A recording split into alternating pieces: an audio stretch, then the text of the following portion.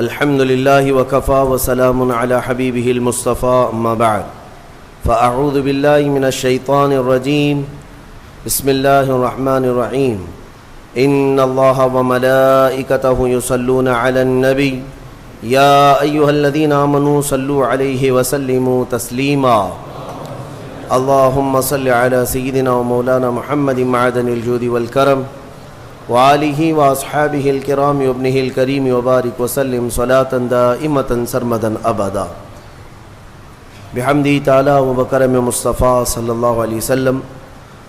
آج کی شب قرآن عظیم کے 8.5 پارے مکمل ہو چکے۔ اللہ عز و جل مکمل قرآن عظیم کو صحیح تجوید سے پڑھنے اور آپ سب کو سماعت کرنے کی توفیق عطا فرمائے۔ سورہ اعراف آج تلاوت ہوئی ہے اور سورہ انعام کا کچھ حصہ۔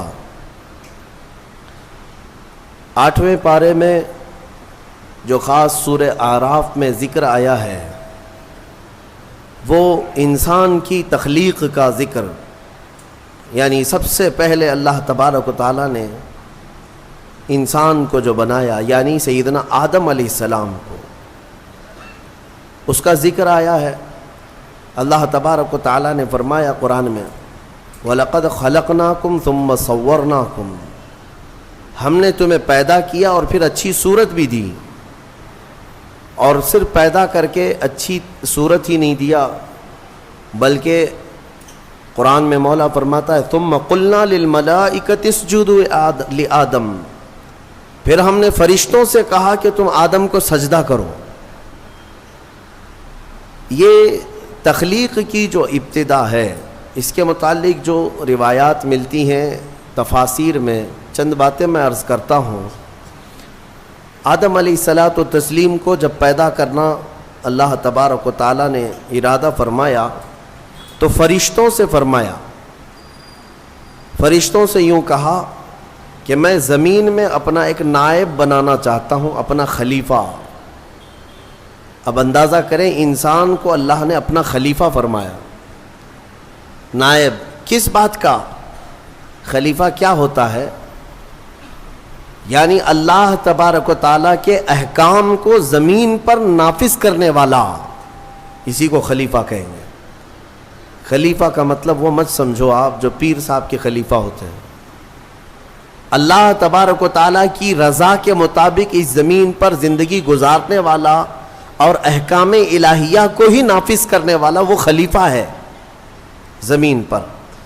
تو فرشتوں سے جب اللہ نے یہ فرمایا تو فرشتوں نے کہا کہ اے رب، تو ایسے کو اپنا خلیفہ بنائے گا جو زمین میں جانے کے بعد قتل و غارت کرے گا، خون ریزیاں کرے گا، فساد کرے گا؟ ہم تو تیری اچھی تسبیح کرتے ہیں، ہم تیری پاکی بولتے ہیں، تیری عبادت تو ہم پوری کرتے، تو انسان کو اپنا نائب اور خلیفہ کیسے بنائے گا؟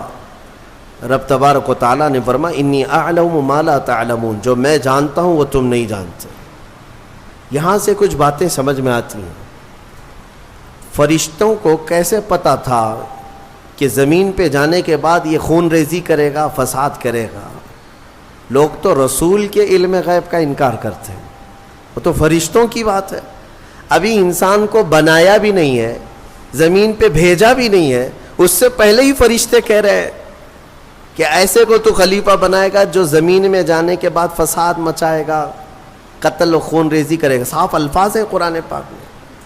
میرے عزیزو، فرشتوں نے جنات کے حالات کو دیکھا تھا۔ پہلے جنات بنائے گئے تھے، زمین پر بھیجے گئے تھے، انہوں نے خوب فساد مچایا، یہاں خوب قتل خون ریزیاں کیں، پھر زمین سے انہیں جزیروں کی طرف بھگایا گیا۔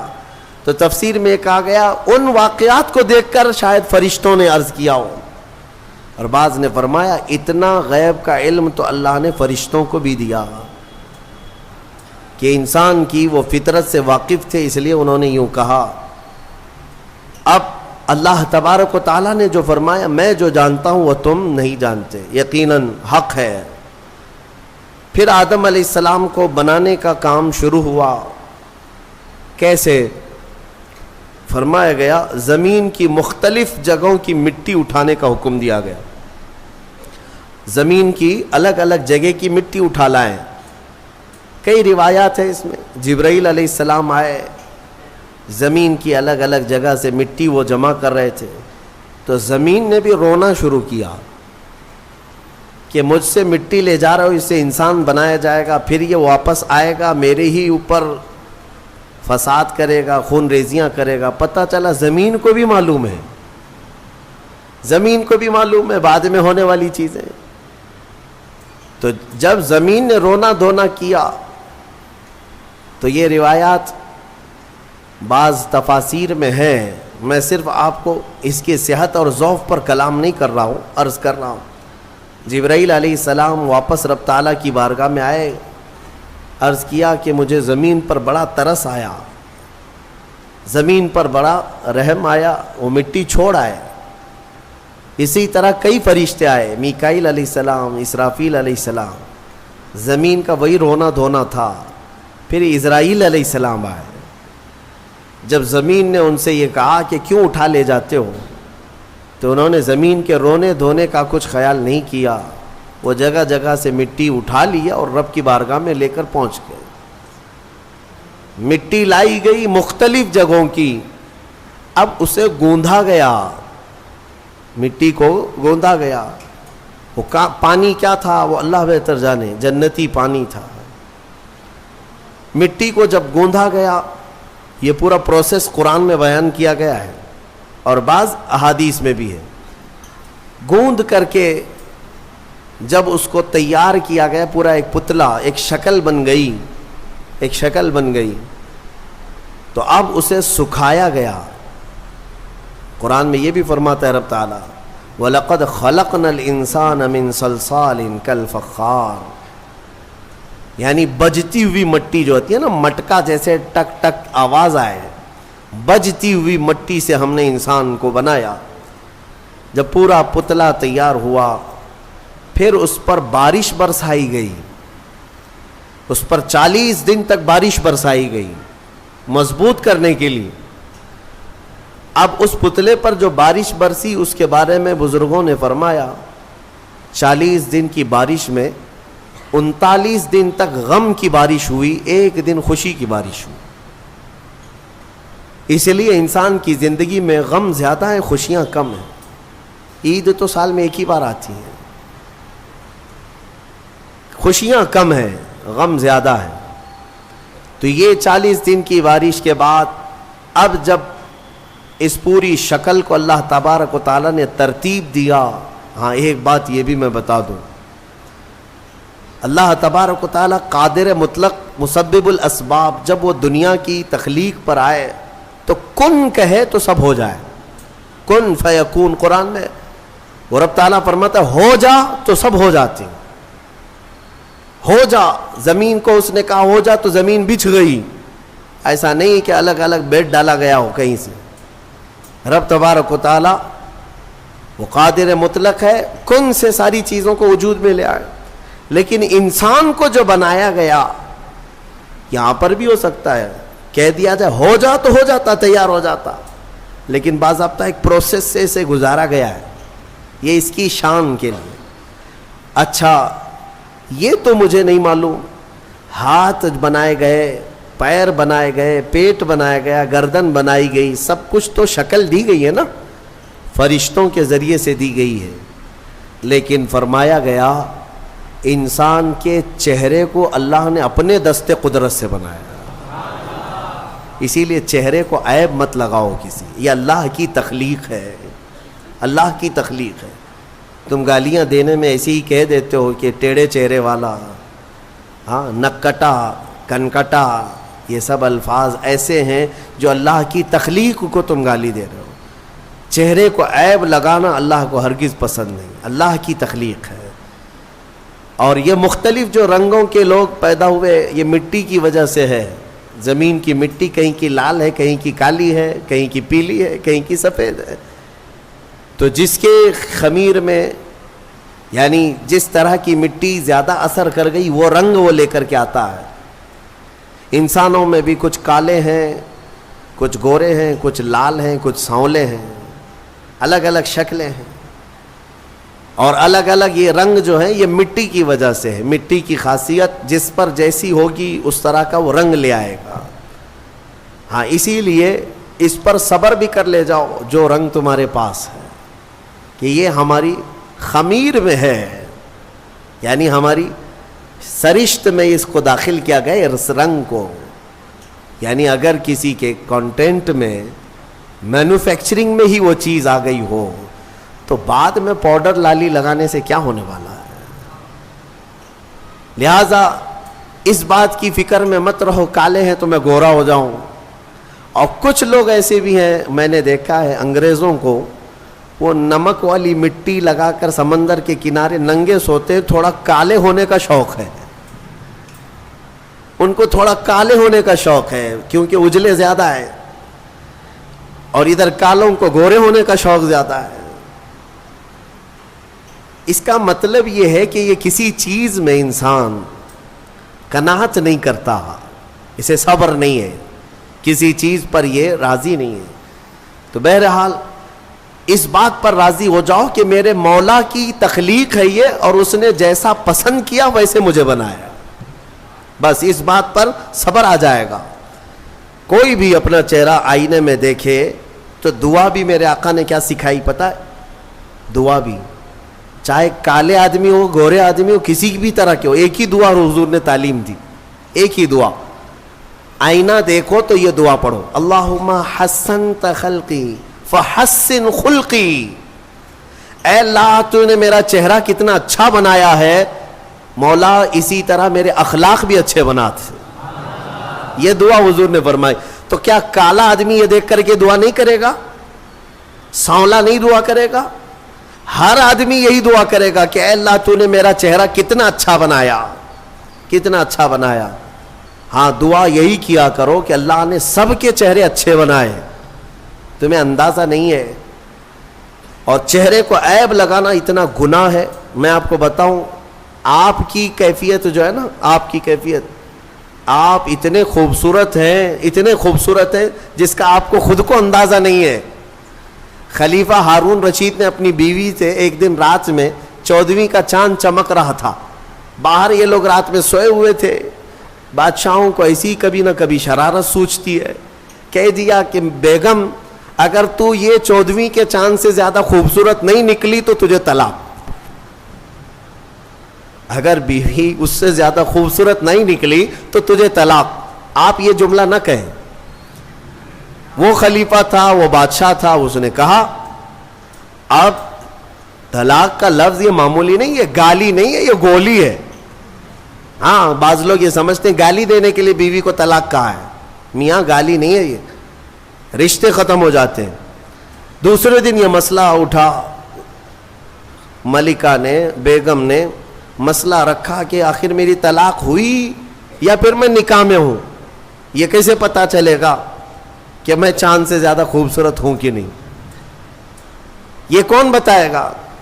تو بہت سارے علماء اس بحث میں مشغول ہو گئے, سبوں کو عاجزی آ گئی.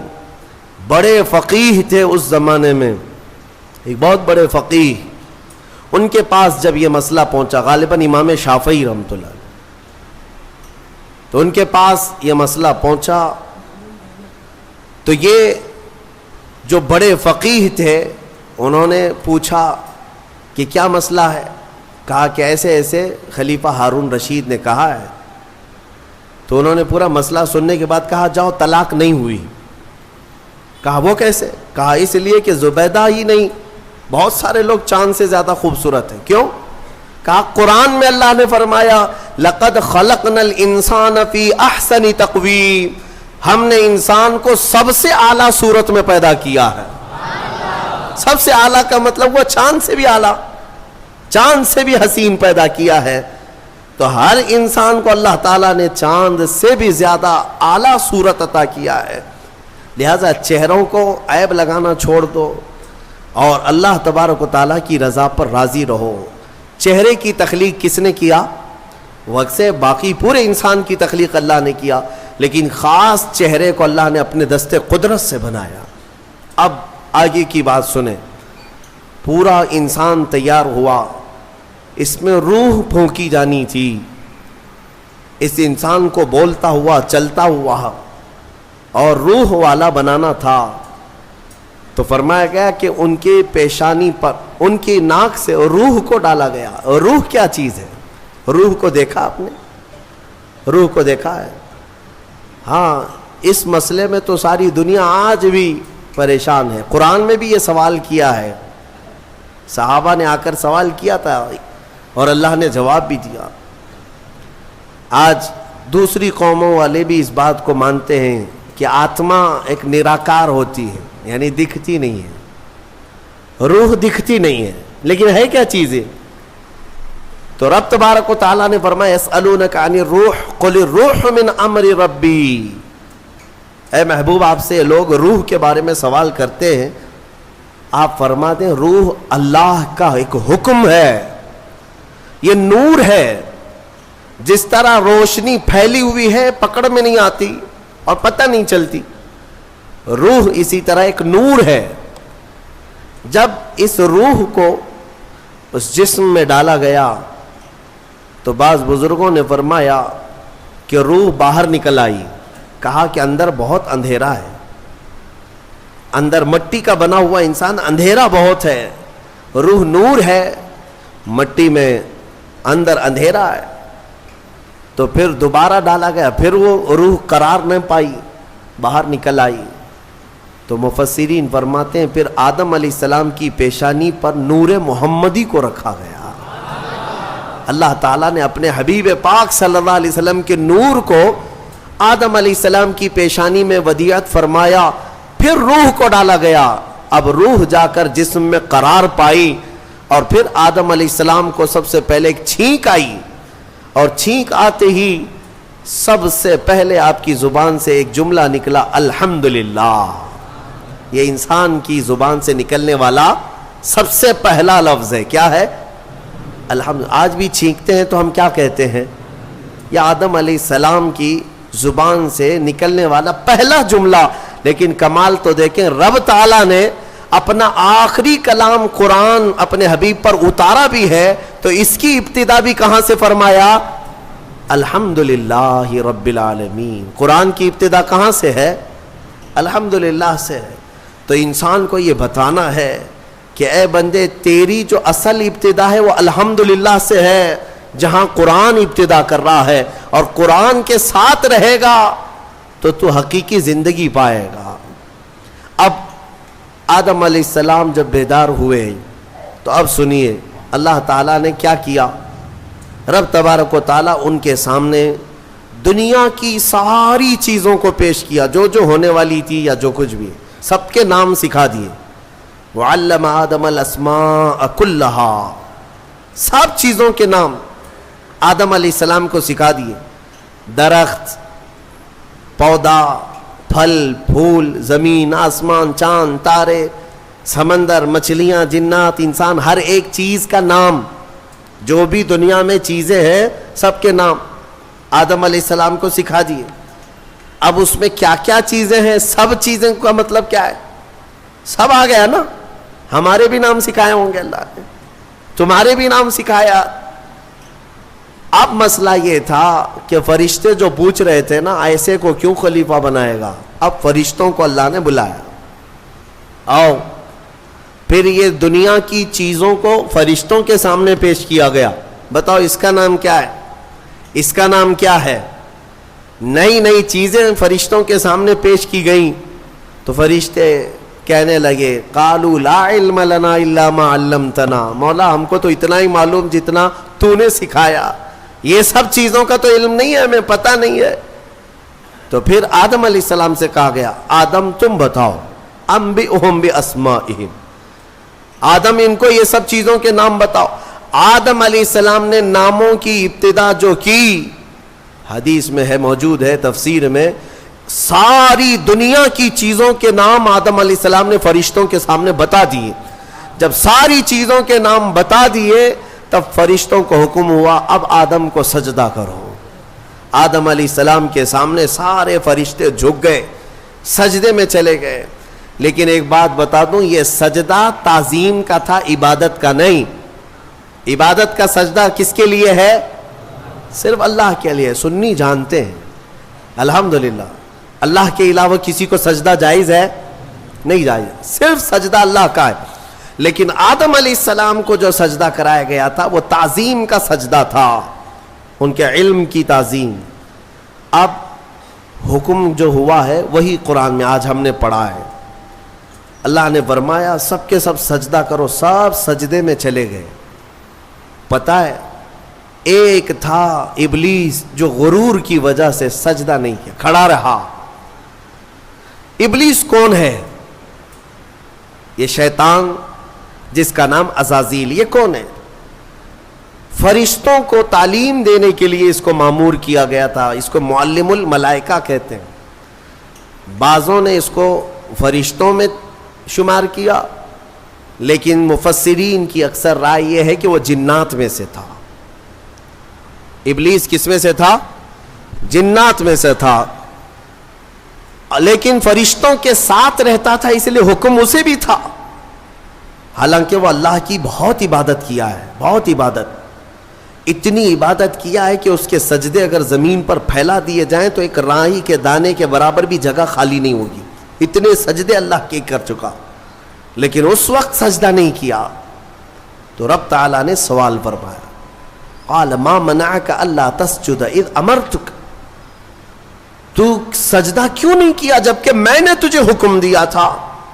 قال انا خیر منہ, کہنے لگا اے مولا میں اس سے بہتر ہوں, آدم سے میں بہتر ہوں. خلقتنی من نار وخلقتہ من طین, تو نے مجھے آگ سے بنایا ہے اور اسے مٹی سے بنایا ہے. آگ بلند رہتی ہے, مٹی نیچے رہتی ہے, بلند آدمی نیچے والے کو سجدہ کیسے کرے؟ ہاں یہی غرور ہے.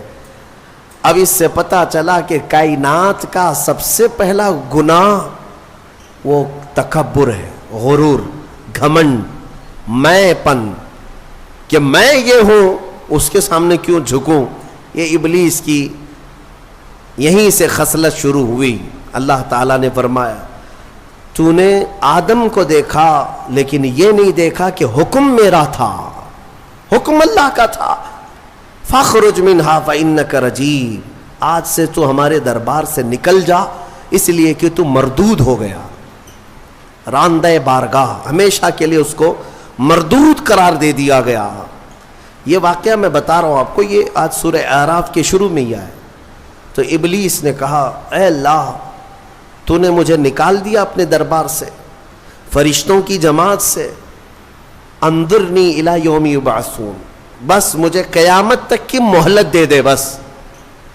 رب تعالیٰ سے ڈائریکٹ چیلنج کر رہا ہے, اللہ سے چیلنج کر رہا ہے, مجھے تو ٹائم دے دے بس. کیا کرے گا؟ کہتا ہے قال رب بما اغویتنی لاقعدن لهم صراطک المستقیم, بس تو مجھے ٹائم دے دے, قیامت تک تیرے جتنے بندے آئیں گے میں سیدھے راستے پر بیٹھ جاؤں گا. ثم لآتینہم من بین ایدیہم ومن خلفہم وعن ایمانہم وعن شمائلہم ولا تجد اکثرہم شاکرین. کہتا ہے میں تیرے سیدھے راستے پر بیٹھوں گا, جو بھی اس راستے سے گزرے گا کبھی میں اس کے سامنے سے آؤں گا, کبھی پیچھے سے, کبھی دائیں سے, کبھی بائیں سے, کسی نہ کسی طرح اس کو اس راستے سے میں ہٹا دوں گا.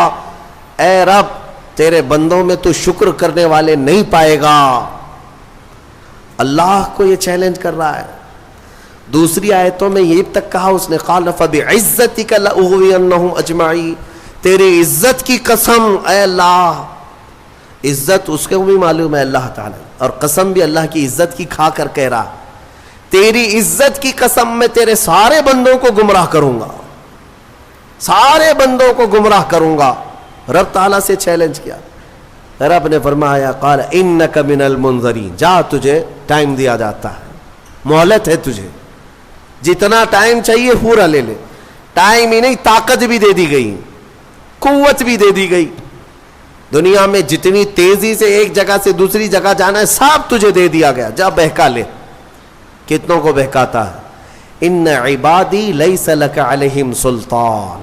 اللہ فرماتا ہے تو پوری کوشش کر لے, میرے کچھ بندے ایسے ہوں گے جن پر تیرا داؤ نہیں چلے گا, نہیں چلے گا, تیرا داؤ نہیں چلے گا.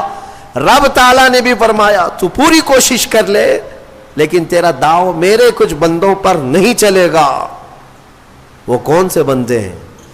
ان بندوں کے بارے میں ابلیس بھی مان گیا, شیطان بھی مانا, کہنے لگا ہاں ہاں ہے تیرے کچھ بندے. وہ کون ہیں؟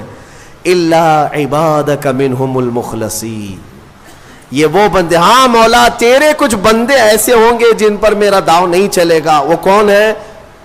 وہ بندوں کی جماعت کو مخلصین کی جماعت کہا جاتا ہے کہ وہ اگر عبادت کرتے ہیں تو نہ ادھر دیکھتے نہ ادھر دیکھتے ہیں, وہ خالص تیری رضا کے لیے کرتے ہیں.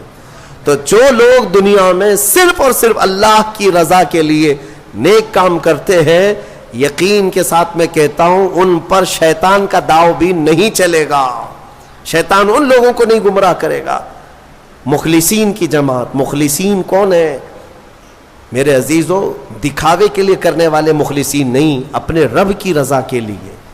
یہاں پر ایک روایت ملتی ہے قیامت کے دن جنتیوں کا جب انصاف ہو جائے گا نا, پورے جنتی ایک طرف ہوں گے, ان جنتیوں میں بھی 3 کیٹیگری ہیں, جنتیوں میں بھی 3 جماعتیں. ایک جماعت اللہ نے ان سے فرمایا کہ اے بندو تمہاری بخشش ہو گئی, تمہارے لیے جنت کا پروانہ ملا, تم جنت جا رہے ہو. یہ بتاؤ تم جنتی عمل کیوں کرتے تھے دنیا میں, تم نیک کام کیوں کرتے تھے؟ آج جنت تمہارے لیے ہو گئی نا, پاس ہو گئے. پاس ہونے کے بعد پوچھا جا رہا ہے تو وہ جماعت کہتی ہے اے مولا ہمیں تیری دوزخ سے بہت ڈر لگتا تھا, بہت ڈر لگتا تھا, اس کے ہولناک عذابات, اور تیری دوزخ سے ڈر کر کے ہم نیک کام کرتے تھے. اللہ فرماتا ہے ٹھیک ہے میں تم سے راضی ہو گیا, تم جنت میں جاؤ. دوسری جماعت, ان سے پوچھا جائے گا تم کیوں کرتے تھے؟ یہ سیکنڈ کیٹیگری ہے جنتیوں کی. ہاں تم کیوں نیک کام کرتے تھے, تم بھی پاس ہو گئے. وہ کہیں گے مولا قرآن میں اور حدیث میں تیرے رسول سے ہم نے جنت کی اتنی نعمتوں کا ذکر سنا تھا, وہاں کے محلات, وہاں کی خوشبوئیں, وہاں کی حوریں, وہاں کے غلمان, تو شوق تھا کہ جنت میں جائیں اس لیے نیک کام کرتے تھے. تیری جنت کی خواہش نے ہم سے نیک کام کروائے. رب تعالیٰ فرماتا ہے جاؤ تم سے راضی اور تمہارے لیے جنت ہے, چلے جاؤ. تیسری ایک جماعت ہوگی جنتیوں کی, یہ لاسٹ کیٹیگری ہے. ان سے پوچھا جائے گا میاں آپ بھی پاس ہو گئے, جنت میں جا رہے ہو نیکیوں کی وجہ سے, تم کیوں نیکیاں کرتے تھے؟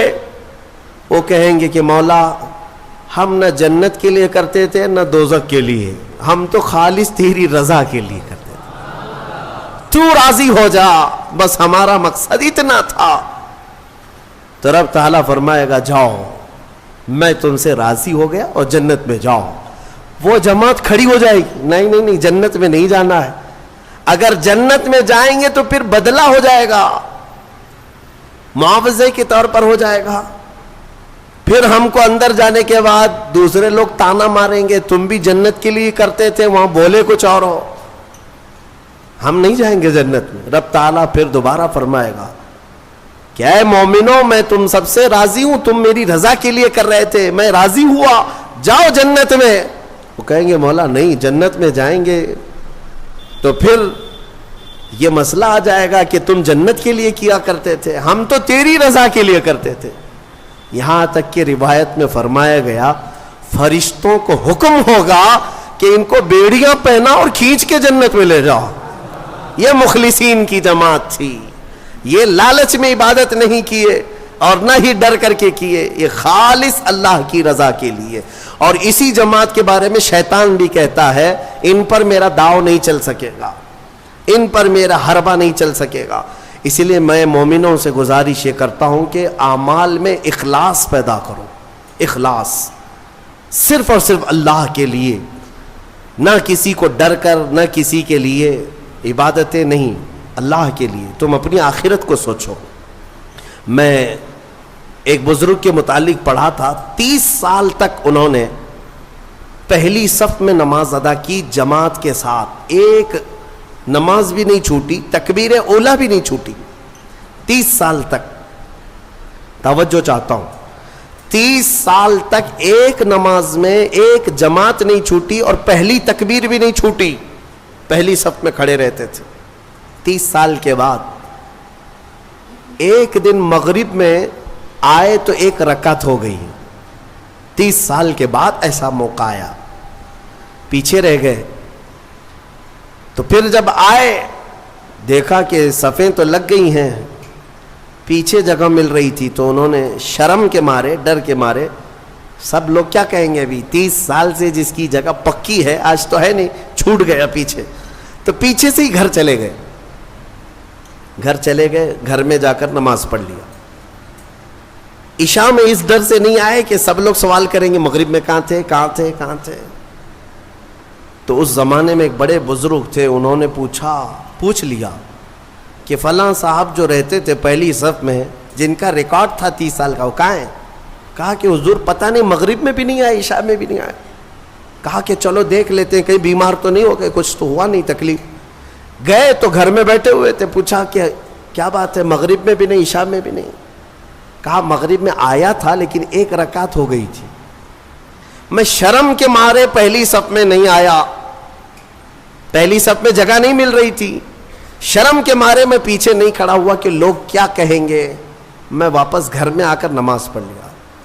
اس بزرگ نے ان سے کہا جو 30 سال کی عبادت کر چکے تھے, کہا کہ اے بندے جا پچھلے 30 سال کی نمازوں کو پھر سے ریپیٹ کر لے, دوہرا لے, اس لیے کہ جو تو نے نمازیں پڑھی وہ صرف اسی نیت سے پڑھی کہ لوگ کیا کہیں گے, لوگ کیا کہیں گے. تجھے اس بات کا خیال نہیں ہے کہ تو عبادت اللہ کے لیے کرتا ہے, جا پچھلے 30 سال کی نمازیں اعادہ کر لے, پھر سے پلٹا لے. عزیزان گرامی, اخلاص ایک بڑی دولت ہے, اللہ تعالیٰ اپنے مخصوص بندوں کو عطا کرتا ہے. بات میں یہاں پر سمیٹتا ہوں کہ ابلیس لعین آدم علیہ السلام کو سجدہ نہ کیا, غرور اور گھمنڈ میں اللہ تبارک و تعالیٰ سے چیلنج کر کے نکلا. اسے اللہ نے ٹائم دیا, وقت دیا قیامت تک کا, اور وہ بہکاتا گھوم رہا ہے ابھی بھی. ہاں بس رمضان میں قید ہوا ہے, رمضان میں شیاطین کو قید کیا گیا, یہ حدیث پاک سے ثابت ہے. ابھی تو ہے نہیں, ہماری محفل میں بھی نہیں ہے, اور ابھی رمضان میں کہیں ہے نہیں, لیکن پھر بھی کچھ لوگ ابھی بھی روزہ چھوڑتے ہیں. یہ کون سے شیطان ہیں؟ نماز میں نہیں آتے, پھر یہ کون ہے؟ ان کو کون سلاتا ہے؟ ان کو کون, شیطان کا کوئی خلیفہ ہے؟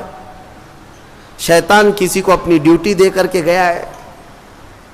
یہاں پر نفس امارہ ہے, وہ ہر ایک کے اندر ہے. انشاءاللہ پھر آگے کبھی میں عرض کروں گا, وہ ہر انسان کے پاس ہے.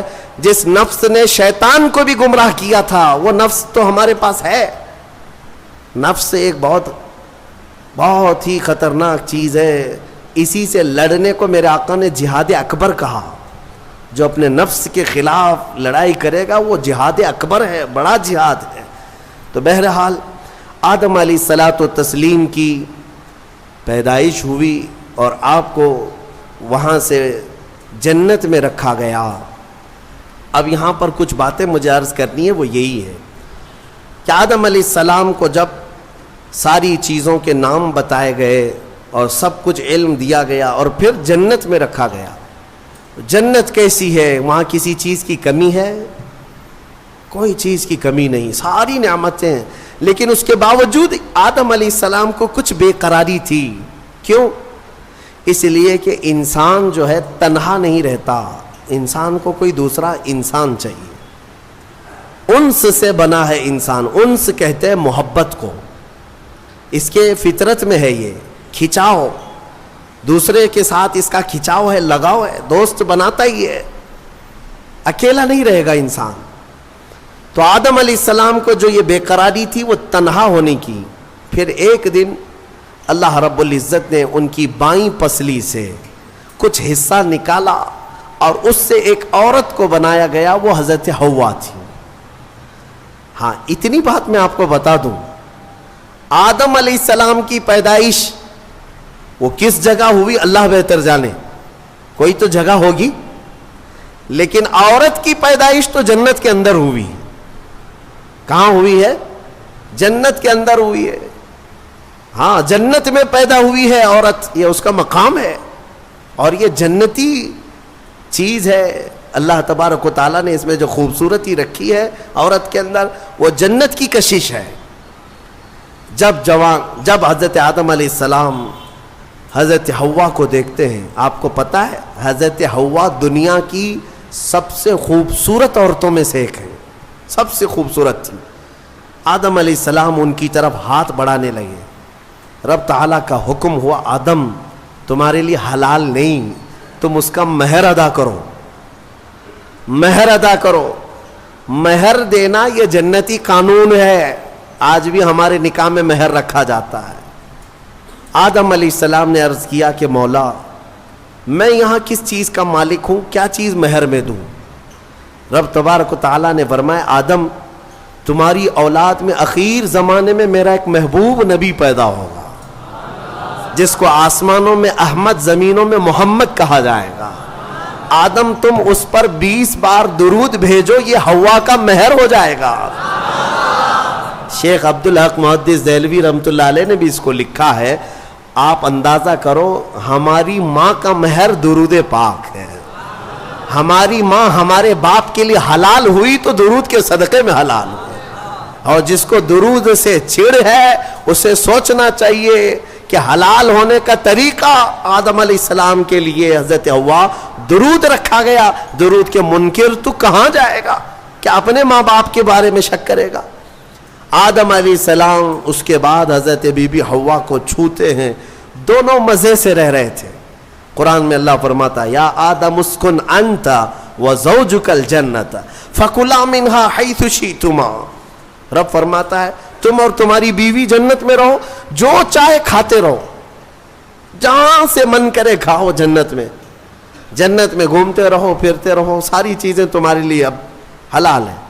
لیکن رب نے فرمایا تھا وَلَا تَقْرَبَ هَذِهِ الشَّجَرَةَ، ایک درخت ہے اس کے قریب مت جانا، ایک درخت ہے اس کے قریب مت جانا. اللہ کی طرف سے منع تھا. وہ درخت کے قریب جانے کی ممانعت آئی تھی تو ہوا کیا؟ ابلیس لعین جو بارگاہ سے مردود ہو گیا تھا، اب اس کی ڈیوٹی ہو گئی تھی کہ آدم علیہ السلام کو بہکائیں یا پھر ان کی ذریت کے خلاف کچھ نہ کچھ سازشیں کرتے رہے. اس کی ڈیوٹی ہو گئی تھی. اس وقت تک وہ فرشتوں میں بھی جاتا آتا تھا، جنت کے دروازے تک بھی پہنچتا تھا. روایات یہ بتاتی ہیں کہ ایک دن جنت کے قریب وہ گیا، آدم علیہ السلام اور حضرت حوا کو بلایا، کہا کہ تمہیں پتہ ہے اس درخت کے قریب جانے سے کیوں منع کیا گیا ہے؟ آدم علیہ السلام نے پوچھا کیا بات ہے؟ کہا اس درخت میں ایک پھل ہے، اگر تم کھا لو گے نا الا ان تکونا ملکین او تکونا من الخالدین، تم یا تو فرشتے بن جاؤ گے یا ہمیشہ جنتی بن جاؤ گے. ہاں اگر کھا لیے تو ہمیشہ کا ہو جائے گا، پکے ہو جاؤ گے. اس لیے تمہیں روکا گیا ہے، کھانے سے روکا گیا ہے کہ تم کنٹینیو نہ ہو جاؤ، یہاں پہ ہمیشہ کے نہ ہو جاؤ. آدم علیہ السلام اس کی باتوں میں نہیں آئے. لیکن اندر آنے کے بعد حضرت حوا بار بار کہنے لگیں آدم علیہ السلام سے کہ ایک بار پھل کھا کے تو دیکھتے ہیں، کھا کر کے تو دیکھتے ہیں. حضرت آدم علیہ السلام نے منع کیا. رب تبارک و تعالیٰ نے قریب جانے سے منع کیا ہے، وَلَا تَقْرَبَ هَذِهِ الشَّجَرَةَ. اب یہاں پر شیطان نے ایک لاجک سکھائی، منطق. ہاں قریب جانے سے منع کیا نا، درخت کا پھل کھانے سے تھوڑی نہ منع کیا. تو حضرت بی بی حوا نے پھل توڑ کر کے آدم علیہ السلام کو بھی پیش کیا، خود بھی کھائیں. جیسے ہی ان دونوں نے کھائے، قرآن میں اللہ فرماتا ہے دونوں کے کپڑے اتر گئے، لباس اتار لیا گیا، پورا کا پورا لباس اتار لیا گیا. جنت کے کچھ درختوں کے پتوں سے انہوں نے اپنا جسم چھپایا. پھر فوراً حکم آیا اللہ کا، قال اہبطوا، اتر جاؤ تم سب کے سب، تم سب اتر جاؤ جنت سے، زمین پر جاؤ. اس لیے کہ اللہ تعالیٰ نے جس چیز سے روکا تھا تم نے وہ کھا لیا. آدم علیہ السلام کو بھی اتارا گیا، بی بی حوا کو بھی اتارا گیا. جنت میں اور جنہوں نے ان کا تعاون کیا تھا سب کو اتارا گیا, زمین پر بھیج دیا گیا. اور پھر الگ الگ آدم علیہ السلام کو سرندیپ پہاڑ پر جو سری لنکا میں ہے آج, حضرت حوا کو جدہ میں سعودی عرب میں, اتنا لمبا فاصلہ, اور پوری بھری دنیا میں دو ہی لوگ ہیں اور ایک ادھر ایک ادھر. رب تبارک و تعالیٰ نے اتارا اور پھر یہ فرمایا ایک مدت تک تم کو زمین میں ٹھہرنا ہے اور پھر میری طرف لوٹ کر کے آنا ہے. آدم علیہ السلام اس بات پر روتے رہے, بہت روئے, تقریباً 350 سال روئے. سب سے زیادہ رونے والوں میں آدم علیہ السلام کا نام آتا ہے. پھر ایک دن ایسا ہوا کہ آدم علیہ السلام نے اللہ تعالیٰ کی بارگاہ میں یوں عرض کیا کہ جب میری آنکھ کھلی تھی, سب سے پہلے حضرت آدم علیہ السلام کی روح ڈالی گئی, آنکھ کھلی تھی, تو سب سے پہلے آدم علیہ السلام کی نظر جس چیز پہ پڑی تھی وہ لا الہ الا اللہ محمد الرسول اللہ. اللہ تعالیٰ نے اپنے نام کے ساتھ ایک اور نام رکھا تھا. آدم علیہ السلام نے اللہ کی بارگاہ میں یوں عرض کیا کہ مولا, جس کا نام تو اپنے نام کے ساتھ آسمانوں میں رکھا اس کے طفیل میری توبہ قبول فرما. فوراً رب تبارک و تعالیٰ نے جبرائیل امین کو بھیجا, جاؤ آدم کی توبہ قبول ہوئی, اس لیے کہ محبوب کا وسیلہ لیا گیا. ہاں, اسی لیے ہمارے امام بریلی کے تاجدار فرماتے ہیں وہ جہنم میں گیا جو ان سے مستغنی ہوا, ہے خلیل اللہ کو حاجت رسول اللہ کی, ہے خلیل اللہ کو حاجت رسول اللہ کی, عرش حق ہے مسند رفعت رسول اللہ کی, دیکھنی ہے حشر میں عزت رسول اللہ کی. یہ اتنا ہی نہیں میرے عزیزوں, تمہیں کیا خبر, قیامت کے دن کے بارے میں بھی اعلیٰ حضرت فرماتے ہیں خلیل و نجی مسیح و صفی سبھی سے کہیں نہ بنی. قیامت کے دن یہ قوم کہاں کہاں جائے گی, سارے نبیوں کے پاس جائے گی. سب کیا کہیں گے, میرے علاوہ کسی اور کے پاس جاؤ. ہاں, حضور فرمائیں گے آؤ میں تمہاری شفاعت کے لیے ہوں. اس کو اعلیٰ حضرت فرماتے ہیں خلیل و نجی مسیح و صفی سبھی سے کہیں نہ بنی, یہ بے خبری کی خلق پھری کہاں سے کہاں تمہارے لیے. یا رسول اللہ, کہاں سے کہاں تمہارے لیے, دہن میں زباں تمہارے لیے, بدن میں ہے جہاں تمہارے لیے, ہم آئے یہاں تمہارے لیے, اٹھے بھی وہاں. الحمدللہ حضرت آدم علیہ السلام کی توبہ قبول ہوئی. اس کے بعد آپ کو حکم ہوا حج پہ جانے کا, آپ حج کے لیے آئے. کعبہ اس وقت موجود تھا, فرشتوں کا تعمیر کیا ہوا تھا. آدم علیہ السلام سفر کر کے گئے حج کے لیے. یہاں سے ایک بات میں عرض کرتا ہوں, دنیا کا پہلا حج ہندوستان کی سرزمین سے ہوا. آدم علیہ السلام اسی زمین سے گئے, اور ہمارے لیے فخر کی بات یہ ہے کہ یہ ہندوستان ہمارے باپ کی زمین ہے.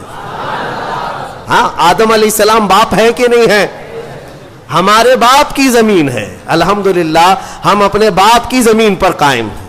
ہاں, کسی کے باپ کی نہیں ہے. اور فخر سے رہو, خوشی سے رہو. اللہ تبارک و تعالیٰ نے زمین پر تمہیں قرار دیا. آدم علیہ السلام جب وہاں پہنچے تو عرفات کے میدان میں حضرت حوا سے ملاقات ہوئی.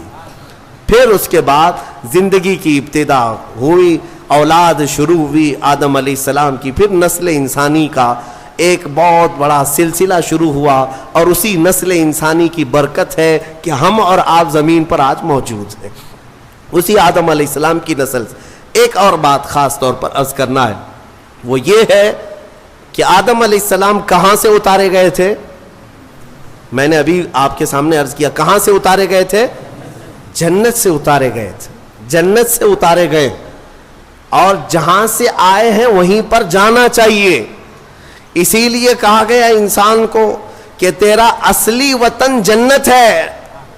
تیرا اصلی وطن کیا ہے, جنت ہے. بچہ جب ماں کے پیٹ سے پیدا ہو کر کے دنیا میں آتا ہے تو روتا آتا ہے نا, دیکھا ہے نا آپ نے, روتے ہوئے آتا ہے. کیوں روتے ہوئے آتا ہے؟ بزرگوں نے فرمایا, خود میرے مرشد گرامی حضور تاج الشریعہ رحمۃ اللہ تعالی تشریح فرماتے تھے کہ بچہ روتا ہوا اس لیے آتا ہے کہ اس کا اصلی وطن چھوٹ گیا. کون سا؟ جنت میں تھی. ہماری روحیں آنے سے پہلے کہاں تھی؟ جنت میں تھی. اصلی وطن جب بھی چھوٹتا ہے تو روتا ہوا آتا ہے.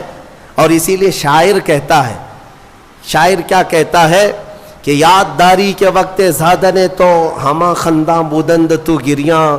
اے انسان تجھے معلوم ہے جب تو پیدا ہوا تھا سب ہنس رہے تھے اور تو رو رہا تھا. ماں بھی ہنس رہی تھی, باپ بھی ہنس رہا تھا, خوشی میں سب پیڑے بانٹ رہے تھے, جلیبیاں بانٹ رہے تھے, ہیں سب خوش تھے کہ تو پیدا ہو. لیکن تم کیا کر رہے تھے؟ تم تو روتے ہوئے آئے تھے. چنا زی کے وقت مردنے تو ہما گریاں بودند تو خنداں. شاعر کہتا ہے اے انسان اب زندگی ایسی گزار کر جا کہ جب تیرے جانے کا وقت ہو تو سب رو رہے ہو اور تیرے لبوں پہ مسکراہٹ ہو. تو ہنستا ہوا جا. کون ہنستا ہوا جائے گا؟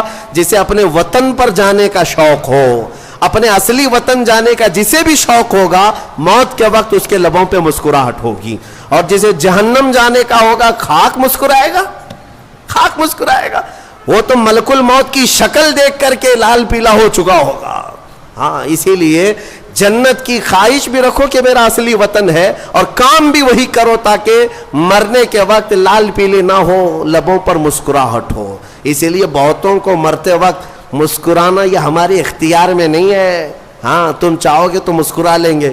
ابھی ہم بیٹھے ہیں, ہنسنے کے لیے بولوں گا تو پورا پھاڑ کر کے ہنسیں گے, ہو سکتا ہے ابھی اختیار ہے, لیکن موت کے بستر پر میاں کسی کے اختیار میں نہیں. ہنسنا اس وقت تمہارے کنٹرول میں نہیں. اس وقت تو نزع کا عالم ایسا کہ مکھی بھی بیٹھے تو پہاڑ کے برابر لگے ہیں, ہنس کہاں سکو گے؟ ہاں بس وہی ہنسے گا جو زندگی بھر جنت میں جانے کی تیاری کرتا تھا اور مولا اسے موت سے پہلے جنت دکھا رہا ہو اور وہ ہنس رہا ہو. بس وہی ہنسے گا, باقی کسی کے کنٹرول میں نہیں ہے. اسی لیے میں اسی پر گفتگو ختم کرتا ہوں. ہمارے باپ آدم علیہ السلام جنت سے آئے تھے اور پھر وہ واپس جنت میں ہی جائیں گے. آدم علیہ السلام بھی, نوح علیہ السلام بھی, موسیٰ و عیسیٰ بھی, ابراہیم و اسماعیل بھی علیہ السلام, اور خود میرے آقا و مولا سیدنا محمد الرسول اللہ صلی اللہ علیہ وسلم جنت ہی میں جائیں گے. تو ہم جن کی امت ہے, ہمارے لیے یہی فرض ہے کہ ہم بھی وہیں جائیں جہاں ہمارے رسول جائیں گے, اور جنت کے کام شروع کرو, نیکیاں کرو. اللہ تبارک و تعالی ہم سب کو اصلاح کی توفیق عطا فرمائے. مرنے سے پہلے مولا توبہ کی توفیق عطا فرمائے, جنتی اعمال کی توفیق عطا فرمائے. وآخر دعوانا الحمدللہ رب العالمین. سلام.